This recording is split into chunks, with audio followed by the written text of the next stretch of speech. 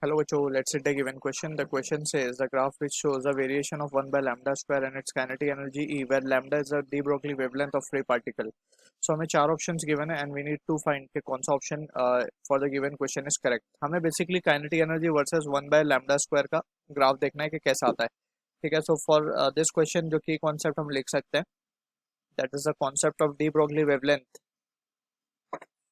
So de Broglie wavelength, that is, we know for every moving particle that is associated with a wave, right? And वो wave की wavelength is given by lambda equal to h by p, where p is the linear momentum, और इसी को हम लिख सकते हैं linear momentum in terms of kinetic energy. We can write it as to be under root of 2m k, right? Where k is the kinetic energy. ठीक है.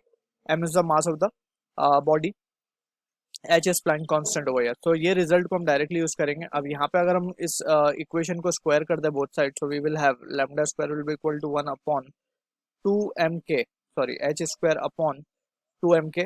And यहाँ से हमें काइनेटिक एनर्जी का रिलेशन चाहिए, तो h square upon 2m lambda का square. अब h और m तो कांस्टेंट है for a given body, so from this we can say kinetic energy is directly proportional to 1 over lambda का.